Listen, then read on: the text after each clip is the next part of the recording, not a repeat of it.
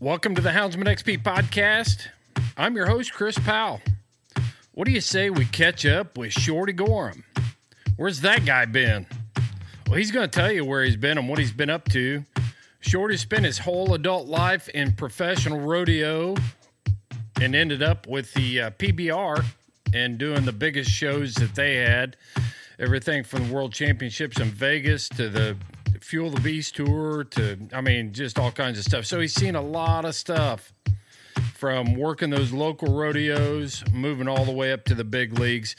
And we're going to talk about something that's a pretty hot topic in the hound hunting community right now.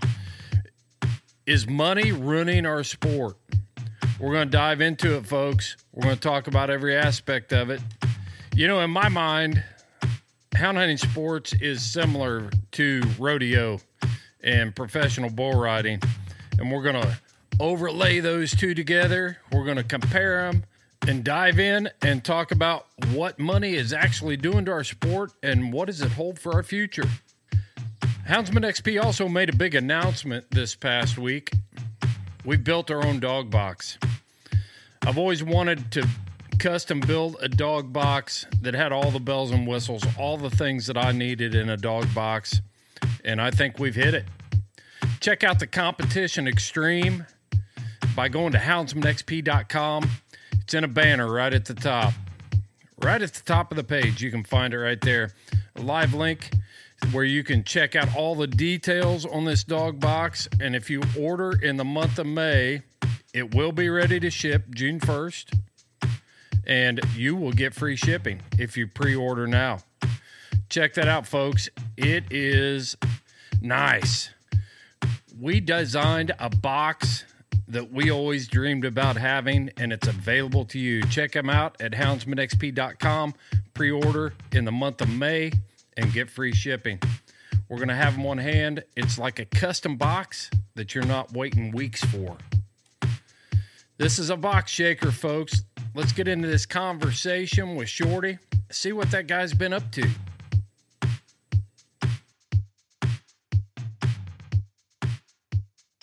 Yep. No doubt about it, man. You look like you're a caveman. Got all that scruffy beard on there and stuff. Yeah. Just lazy, man. Lazy. What you been doing? How are things in New Mexico, man? Man, they're good. They're good. Yeah. I've been here right about 45 days now. And have you been there that long already? Yeah. And they haven't fired you yet? Not yet. That's a good thing about absentee bosses. Yeah. Do you run the dogs every day? Yeah, I do. Yeah. I hadn't I shouldn't say I hadn't. I've exercised them just down the county road. We're lucky there's only a couple vehicles come down this county road every day. So, and they're all, and they know the dogs are there and stuff now. So, but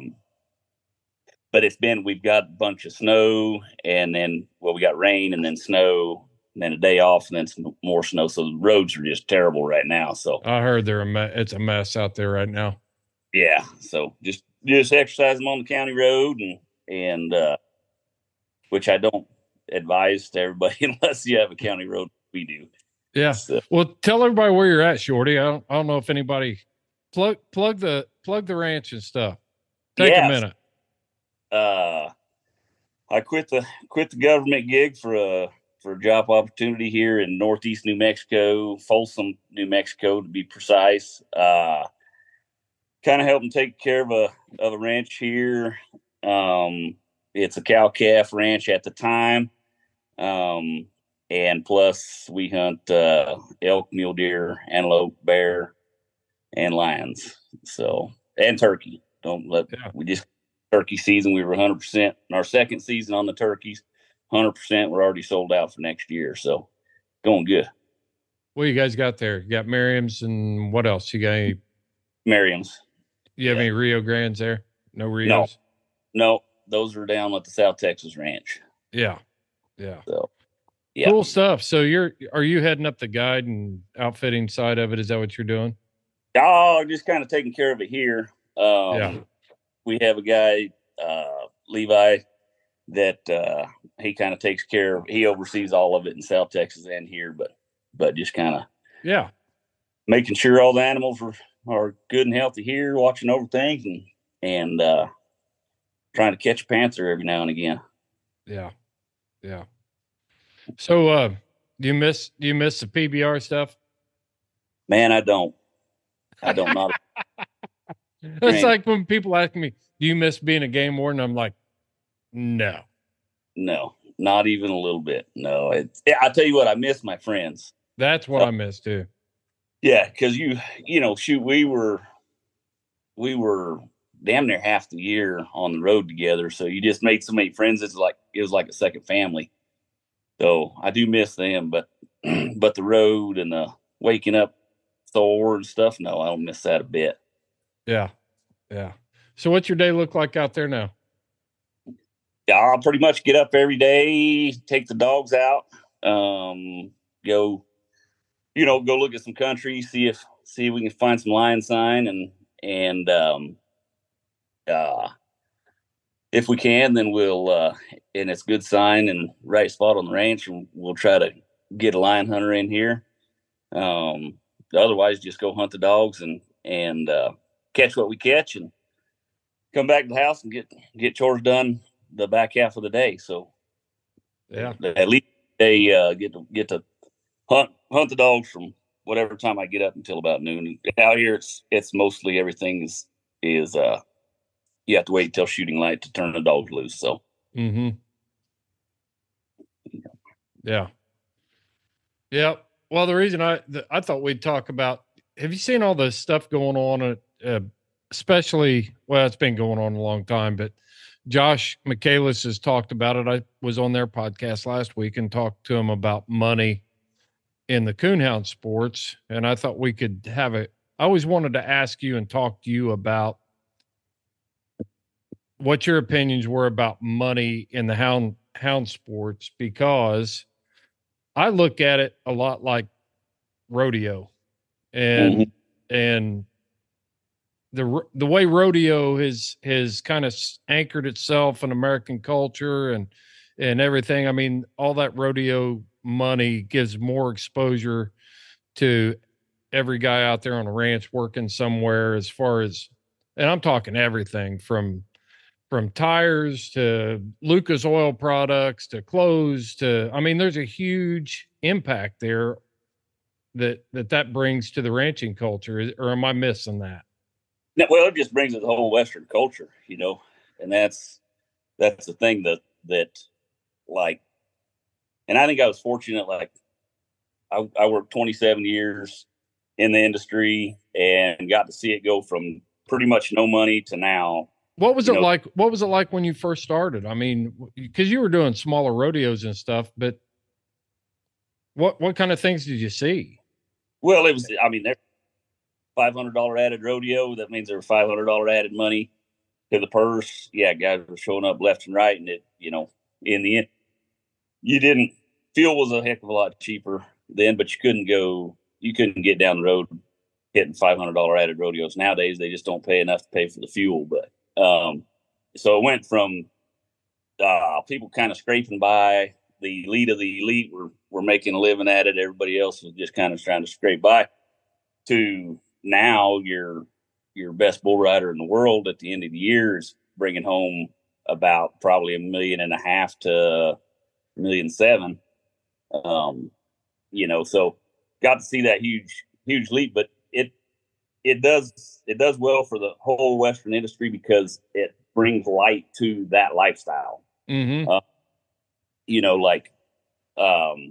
not a lot of people in this world right now that know that hound hunting exists. But if it were ever to get to, the point where it's on national TV and whatnot, then all of a sudden that brings a whole new avenue for people to make money through marketing, through sponsorships, through all that stuff.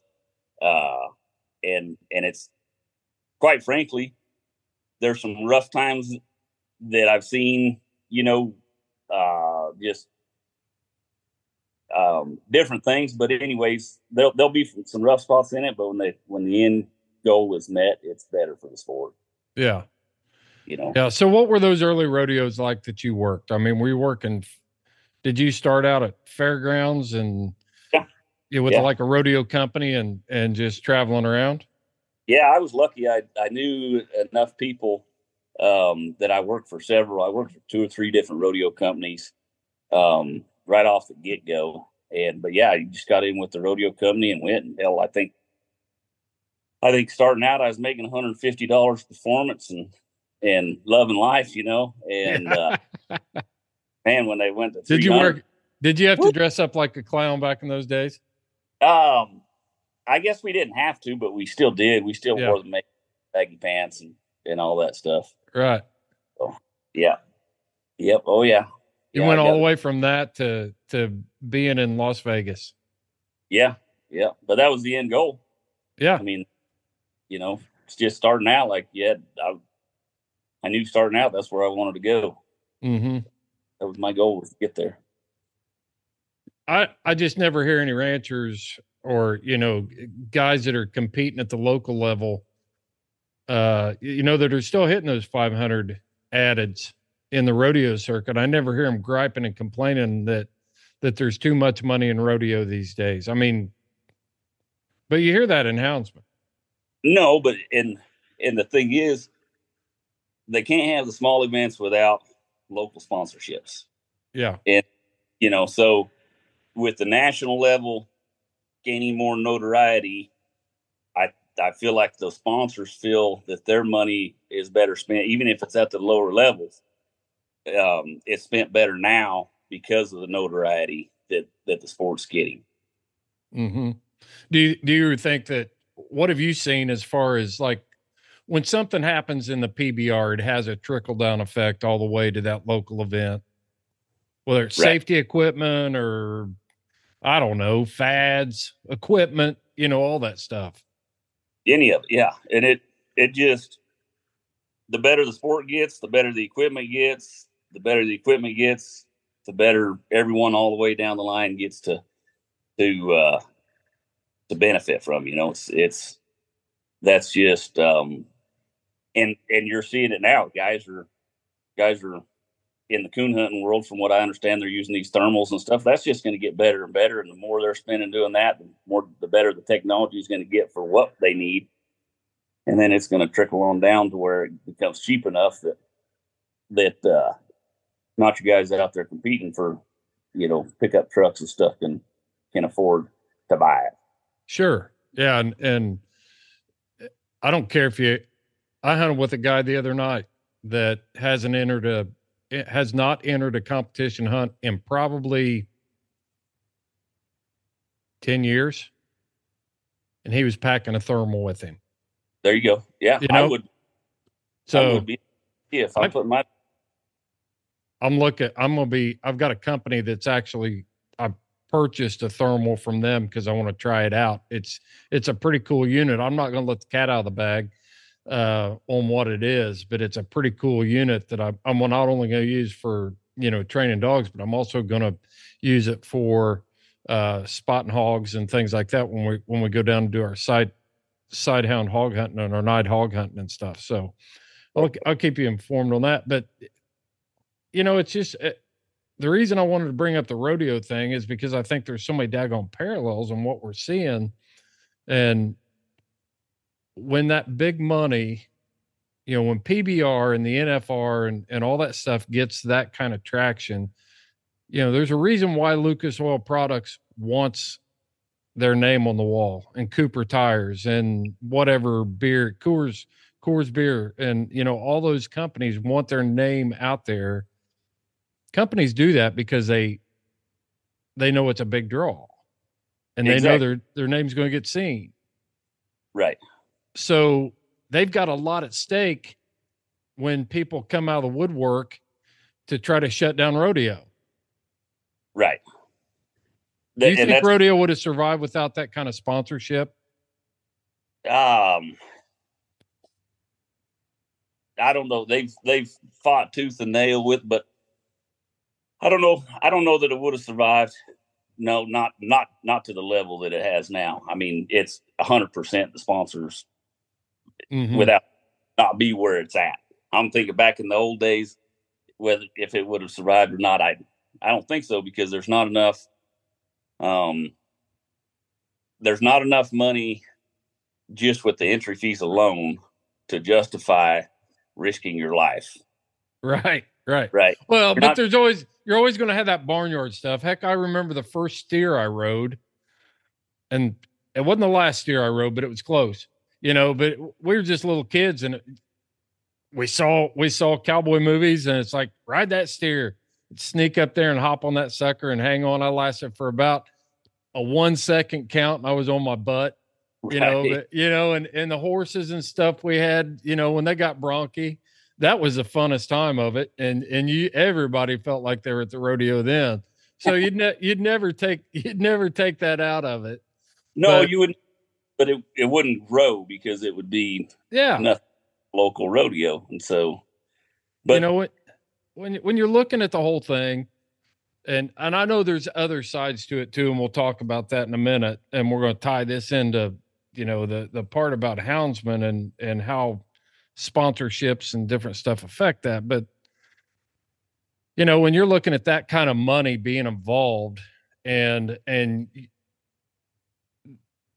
politicians run on where they can get money. That's what keeps gas in their tank, baby, and when the CEO or the executive vice president of Coors Beer can call up legislator Joe down the road and say, hey, you need to think about this, because we're pumping a lot of money into your campaign and a lot of your buddies' campaigns, and you're the whip.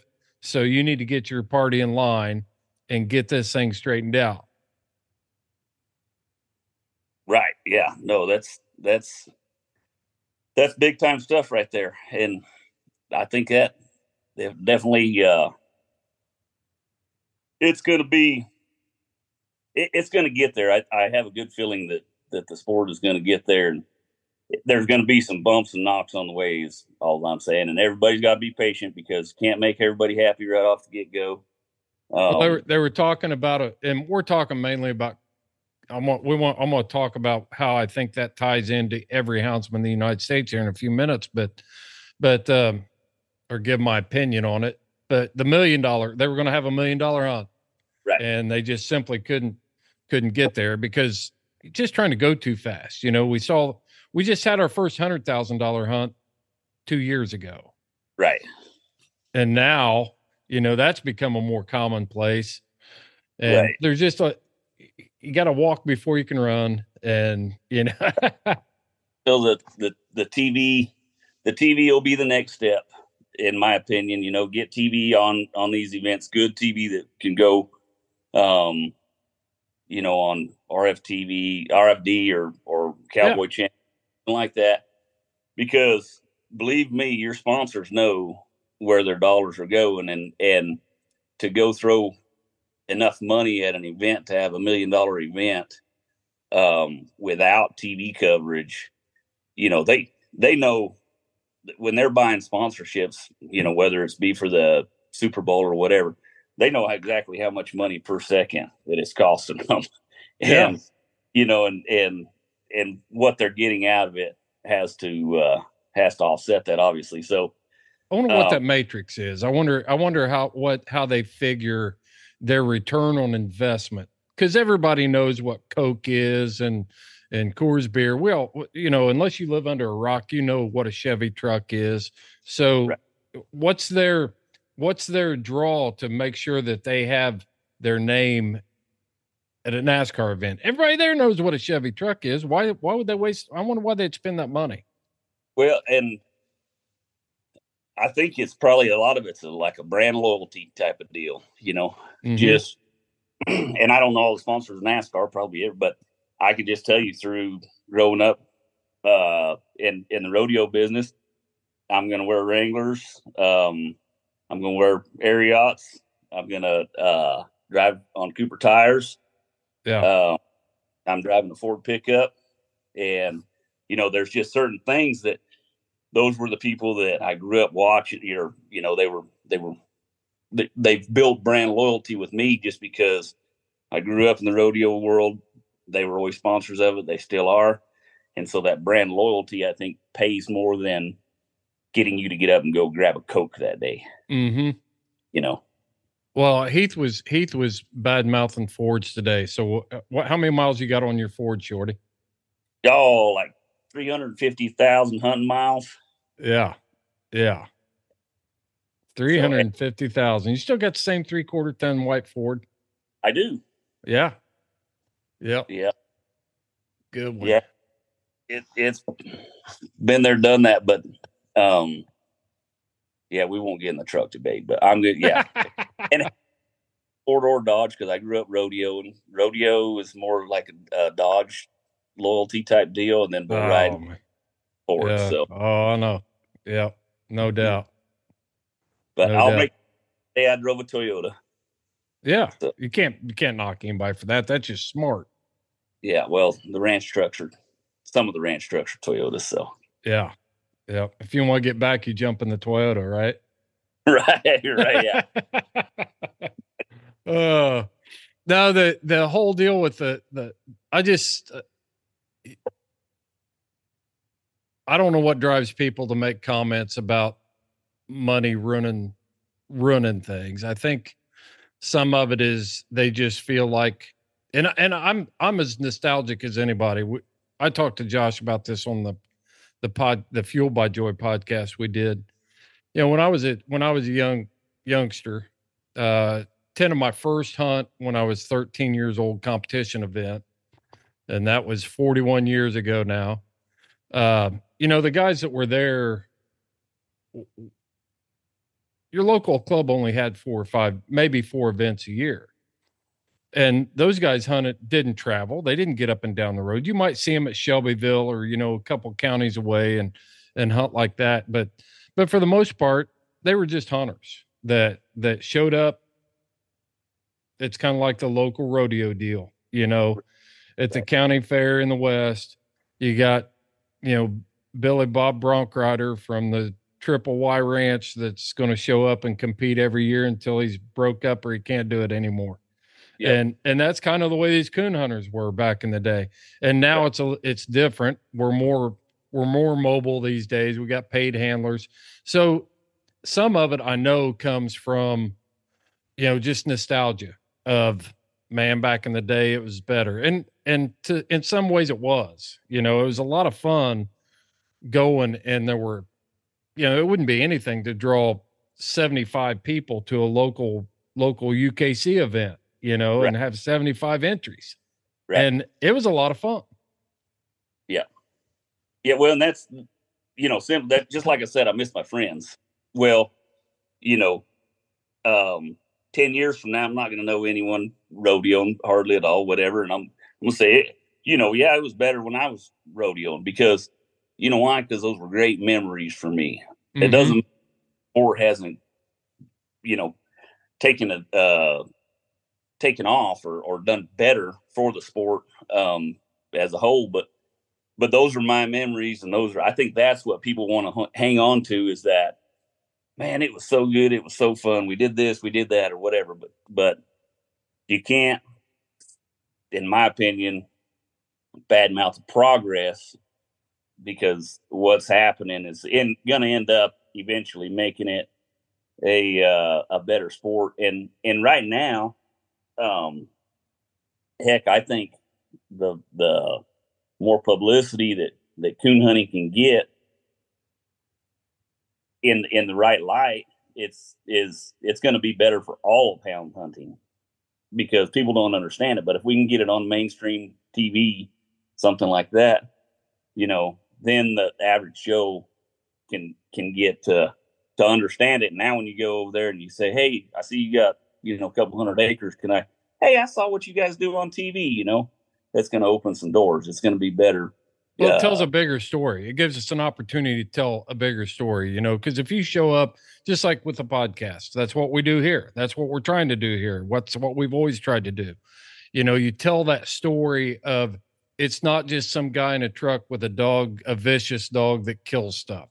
You know, right. This is a guy that has kids. This guy loves his dogs. He takes good care of his dogs. You know, you and I have done podcasts on how to care for dogs and different things. And so it's about telling that bigger story in a way that the world is never going to see it if we don't.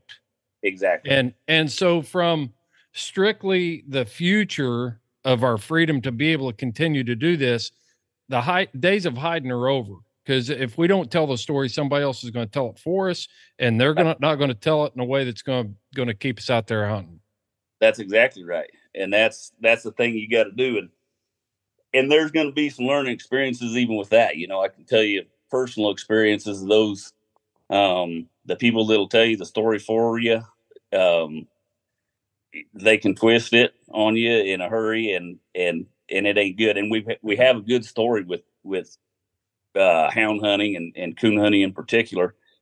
And I'm with you. I think the time for hiding's over. Let's go. Yeah. And like I said, you got to walk before you can run, but I think it's going in the right direction. Yeah. Now, some of the parts that do concern me is, you know, with this money, I told Josh the other day, this came up in the conversation. I was like, you know, I've been keeping track. I kept track for the first 200 competition hunters that I talked to after we started the podcast. And I asked them all the I asked them all the same question. If competition coon hunting went away, would you still hunt? Would you still be a houndsman? And 75% of them have said no.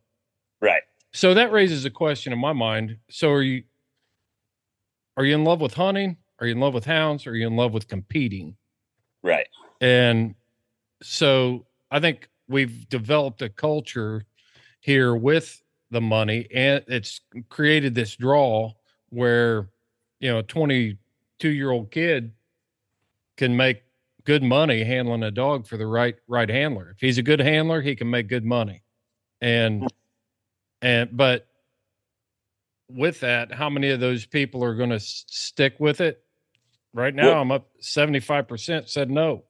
There's a solution for that, though. In something that Team Roping did a long time ago, which was brilliant. Barrel racing has followed suit somewhat, but Team Roping developed a numbering system where you are, you know, somebody will watch you rope, whatever, and they number you 1 through 10. Mm-hmm. Well, then, you know, because it's Team Roping, obviously there's more than one, so there's two guys. If they have a number 10 roping, you can have, you know, 2 number 5s roped together, or a 4 and a 6 or whatever.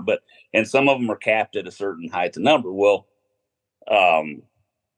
you know, no matter what, nobody likes going and not having a chance to win. So create a numbering system for this deal where your local clubs, you don't have to compete against this guy, or you get a so many point slide if this guy's over a certain number or whatnot. There's a way to do it. It's just got to be discussed and looked at and broke down and create a system to where. Yeah, but then you take away. Did you hit your mute button? I did not. Oh, okay. Maybe I just started talking and cut you off. I'm sorry.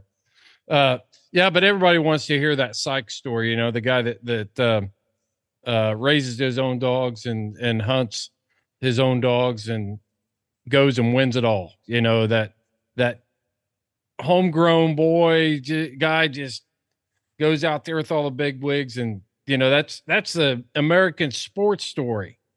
Yeah. And those will happen naturally, like they will along the way, you know, as you go. But, and the good thing about it, they're organic when they do happen. They don't come along all the time, but it's fun when they do. But I tell you what, looking at the other side of the deal is your breeders.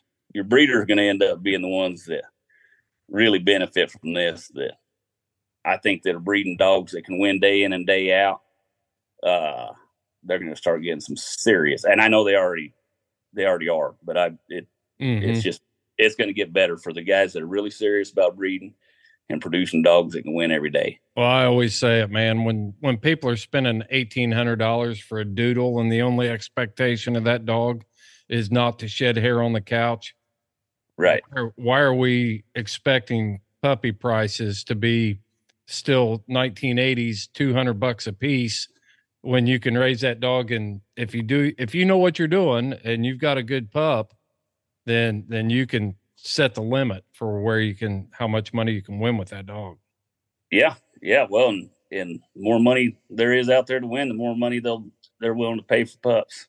The other thing I worry about though is, with so much emphasis on hounds have changed so much, even since,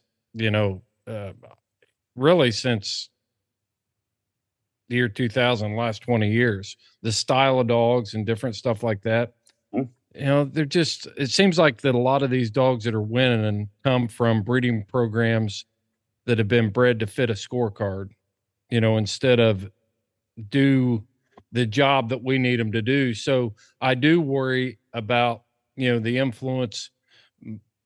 Where are the guys in the West going to draw from? Back in the day, it was, Bert Noney sold dogs to the Dale Lee, and he was an English breeder from back east here. Albert Vaughn, there were a lot of people back east that were selling dogs to Western houndsmen. You think the Western breeding programs are good enough now to sustain it, or? Yeah, I do. But, does there need to be a different breeding program? Well, that's the thing. Here's the thing. If you don't like the hounds fit in the scorecard, change the scorecard. Make it to where it's more advantageous for a different type of hound, like the perfect hound, whatever you're thinking. But what you'll see, I think, is that it's just a needs thing, Shorty. The needs that you have. I know I've hunted with you enough to know you run multiple dogs at one time and you expect them all to pull their weight and do their part and be together. And you don't want to be chasing 13 hounds in 13 different directions. That's all I've been doing 2 days.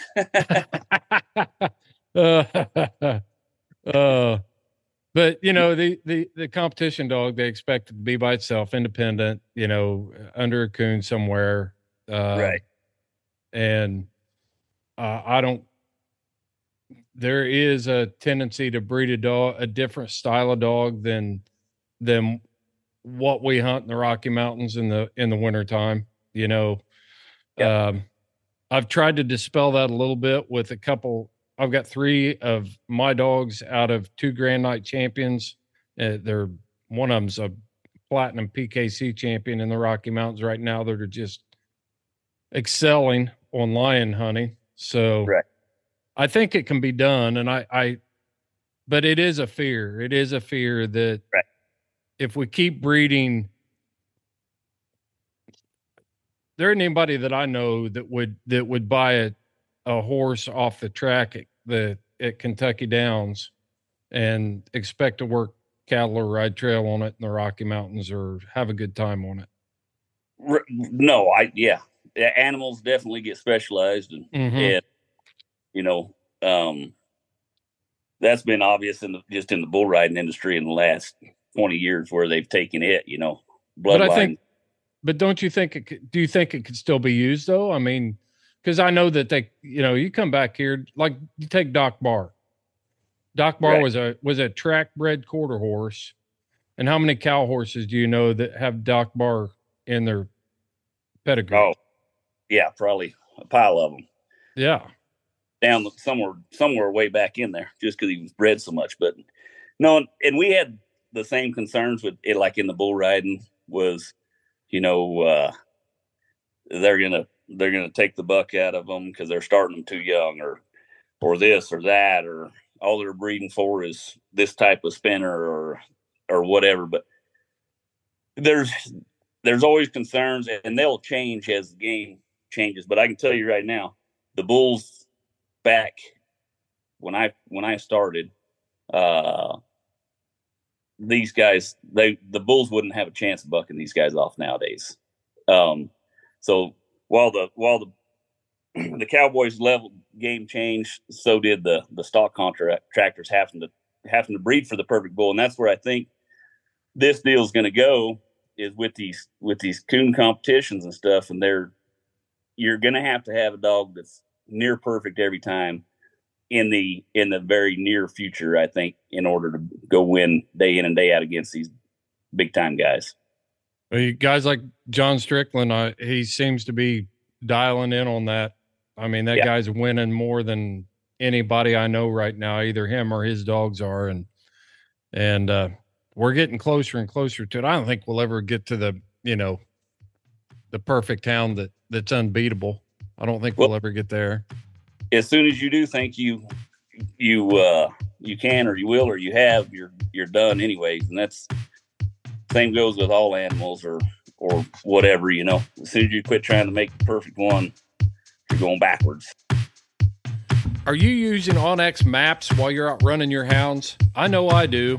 There are all kinds of features within onX in that app that allows me to mark den trees. It allows me to mark terrain features. It keeps me from floating my hat on those deep stream crossings, so I can mark those shallow places where I can cross streams. I use it all the time, whether I'm east or west. In the east, property is chopped up into smaller chunks, and when a dog gets through the country, I can actually look on onX, dial it in, see who owns that property, and plan my route in and out of there to retrieve my hound. When I'm hunting in the west, same thing. All the terrain features are included on onX maps, and I can plan my route. I don't always have a choice of where my hounds end up, but I can always depend on onX to get me in and out of there as quickly and as easily as possible. You can save 20% on your next purchase at onX when you go to onxmaps.com, and at checkout, you enter the code HXP20. You will get 20% off of your next subscription. When you go to houndsmanxp.com, click on the sponsor tab and join us on Patreon, you will receive a code to get 30% off of your next subscription of onX. Know where you stand with onX. Here's a bull riding question for you. So I've watched a lot of I like watching old bull ridings and stuff. And of course, the most well-known bull of all time was Bodacious. Right. And how do you think he would stack up today with today's riders? He'd still be pretty tough just because of the style he bucked. And at first, he wasn't bad. He was kind of long and strong going away from you a little bit, had some forward movement to him. But then there toward the end, he learned how to do that hop skip deal, and he'd throw his head back at you. And bust even your face up. Yeah. tough animal. Right. That was why they didn't want to get on him anymore, because if you were riding correctly to ride a bull, he could still hit you in the face. And so he'd still be a tough one. He'd still be dangerous. He'd be tough.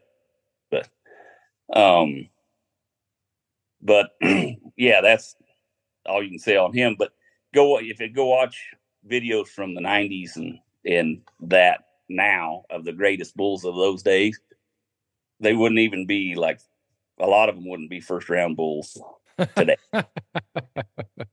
Changed that much. Oh man. Cody Lostro's he's breeding some bulls up there, I see. Yeah. Oh yeah. He has for quite a while. Does a good job. He's focused on his breeding program, and it's pans out for him. In fact, if you want to own a bucking bull, he has a sale every year. So yeah, I can always tell when the sale's coming up, because he's doing a lot of social media promotion. Right. Well, got to do what you got to do, man. Yep. Have you talked to Cody? No, not. Is he back from Africa? I don't know. I don't know. No, he's last I talked to him, he was leaving the next morning to go to Africa. That's right. I forgot you told me that. Yeah. When he gets back, man, we gotta catch up with him. I want to hear about his trip. Yeah. Yep. Well, we need to catch up with Josh and Jason too. They just made a trip to Arizona. So I'm not talking to those guys anymore. Are you mad at them? I'll talk to Jason, but I'm not talking to Josh. All right.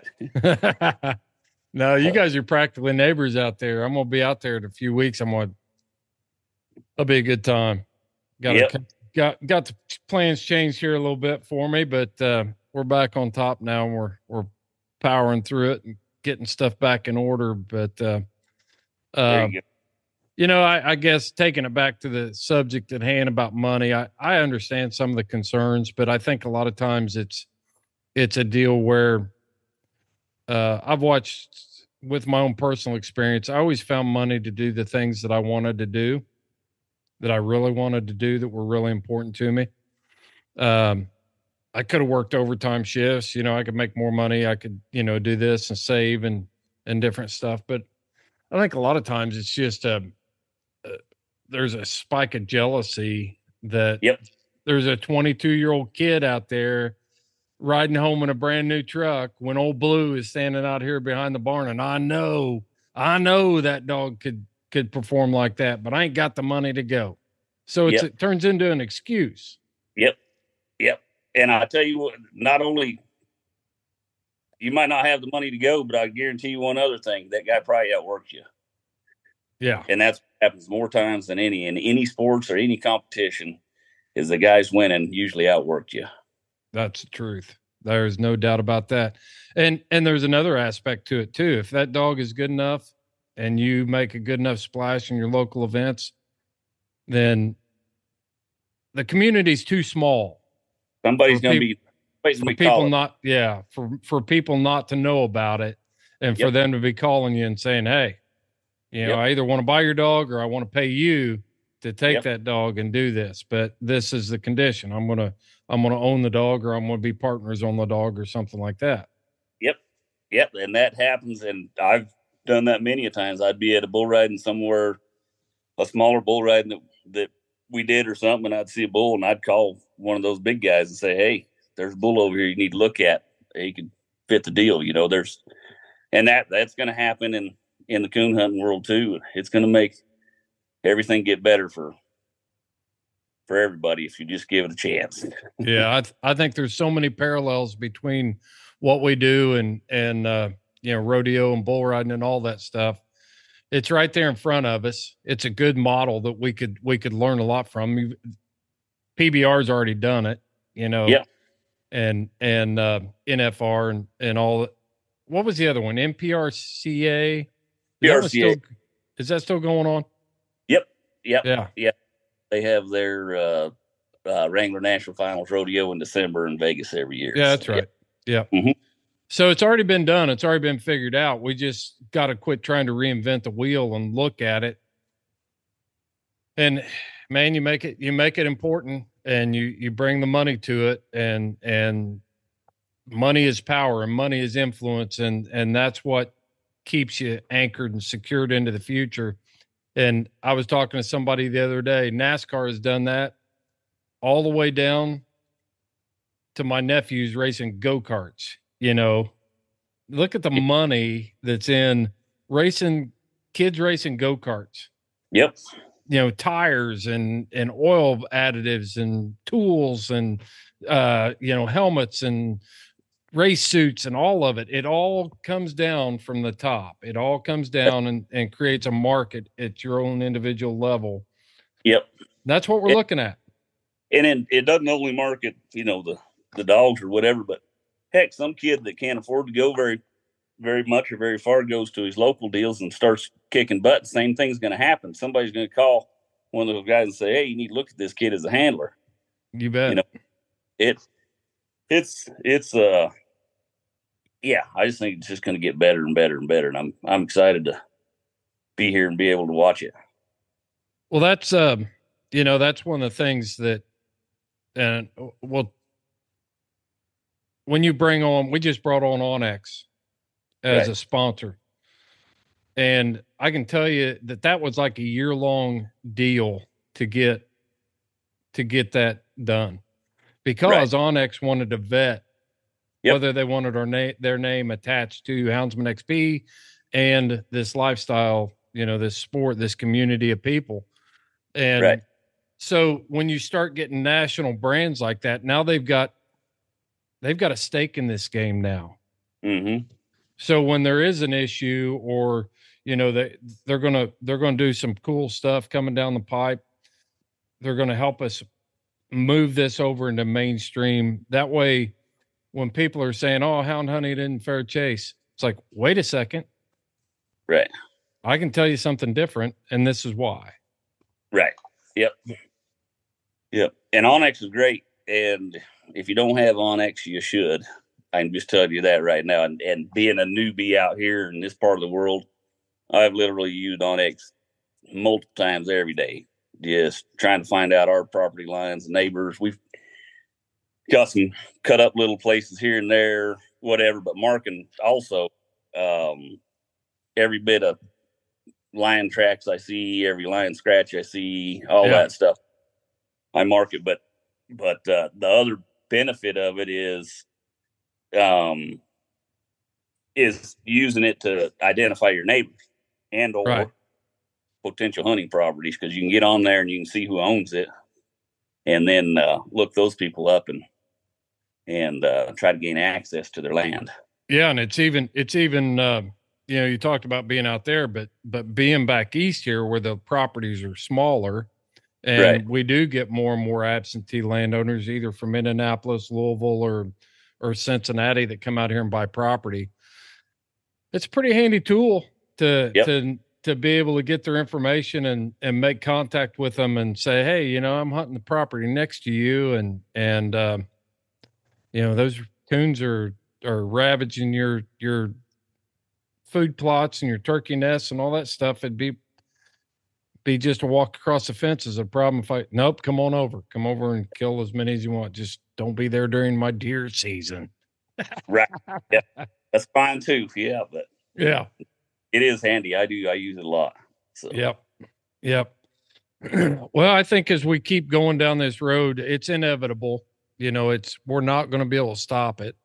And so I just wanted to kind of have a conversation, pick your brain, see what you thought about it, and compare it to that, you know, what you've seen in rodeos since you've been in it for so long. And yeah. No, I think they're on a big parallel, you know, and the good thing is there's people that have watched it, and you know, in rodeo or bull riding didn't create it, you know, it had already been done in NASCAR and golf and the way they had structured theirs. So you don't have to reinvent the wheel to be successful. Just, you know, ask questions when questions need to be asked. Yeah. Yeah. Well, tell us about that big Tom line you guys caught out there. I think it's the first one you caught on the ranch, wasn't it? Well, no, I'd caught some before in years previous, but yeah, I had only been here. Oh, I guess I'd only been here about 3 days. No, it was 4 days, but it was, anyways, first day I got to hunt, we had a little snow right here, and snow's not my thing. I really don't enjoy hunting the snow, just to be quite honest. But anyways, we had a hunter here in camp, and anyways, I got up and drove out the front gate and made a left-hand turn, and I left the house at 3:30 that morning. At 3:38, I had a good tom line track found, and so I went and tried to cut around it and do what you're supposed to do, you know, get that track shortened up as much as I could. And I've got a couple pups, so I didn't want to shorten it up too much. So anyhow, turned out on it, and it went through a big old herd of elk, and you had an elk race, didn't you? No, didn't have an elk race, thankfully. No kidding. Well, you know, you don't have to wait till it happens to push the trigger. Yeah, just push the button beforehand. And anyways, no, I kept everything under control there. It was good. But anyway, had just big old losing the elk. So made a big circle and couldn't find it going out of there. I missed it, to be honest with you. It crossed the road in some elk tracks, and I didn't see it. And it may have been underneath the elk tracks. I'm not sure. But anyhow, so I just free cast the dogs and went and started hunting, and they picked it up and trailed it a couple miles down the rim and jumped it on the rim there and got it bait up in the bluff. And anyhow, about the time we got plenty of pictures and stuff, whatnot, about the time we were going to try to take him, he jumped off the rim, went down the tree in a tree, which we were going to end up down there inevitably, but it was not a fun place to go. But anyhow, then my hunter, which happened to be the ranch owner, the son, and so he tries to shoot it with a 6 Creedmoor, suppressed 6 Creedmoor, nice gun. Anyways, he has light primer strikes and it won't go off. So, luckily I had my pistol, which I always do anyways. I had my pistol, and he's a heck of a shot with a pistol. So I handed him that, and that was a good shot. Saw the video. Yeah. So, and that was 155 pounds, 6 years old. And the game warden, when I was checking him in, the game warden, I told him he was 6 years old, and that game warden, he said, "Well, how do you know he's 6 years old?" I said, gum recession measurement. He said, "Do what?" I said, "Yeah." I said, I just got off the job. I worked for Wildlife Services. I said, but since like 2016, I've been doing a bunch of mountain lion capture work for studies and stuff. And I said, by measuring that gum recession, you can age them. He had never heard anything like that. But after I showed him, he was dumb game wardens. Dad gum. I think shady was going on when I knew how old he was. Yeah, no kidding. How many lines do you think you caught when you were working for USDA? Do you know? I can go back and look, but no. Give us an estimate. I have no idea. Yeah. I don't know. Honestly, I never kept track. Thousands. No. We're going to Shorty Gorham, lion catcher. You're right. No, so. Well, man, I appreciate this. Good talk. It's good talking to you. Yeah, well, get out here. I know you had some stuff come up and whatnot, but weather's getting prime out here now, so you better. Oh man, I'm ready. I am ready to roll. I'm telling you. Maybe you come down. Maybe Josh and Jason will come visit us. I don't know. Like, they hadn't come and visited me yet, so. They're homebodies, man. I've tried to. Josh backed out on me this year. He was supposed to be out here in April 1st. We were going to go run around, do some different stuff, and started getting closer and closer. And yeah, he just, he's done so much traveling and stuff. I respect him for it. You know, he likes staying close to home. He's got a lot of work, man. Those guys work. Holy smoke, they work. Yeah, I know it. Josh, for some reason, there's always pictures of Jason working. I think Josh stands back and takes pictures of Jason working. He's the social media. I better stop. Josh isn't here to defend himself. So no, I'll be out in a few weeks and we'll go look at some country and have some good times. Sounds good. Good talking to you, and we'll talk soon.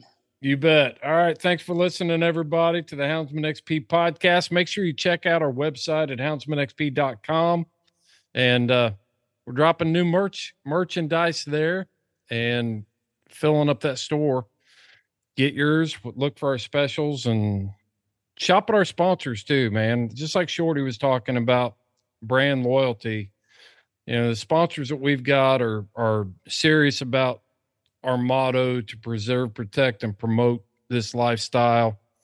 They put their names on it and they're there for you. So, and check out our new Onyx code. It's HXP20, and you can get 20% off of your Onyx when you use that code at checkout for your next Onyx subscription. So check that out. All right. Well, I'm your host, Chris Powell, and thank you for listening to Houndsman XP. This is Fair Chase.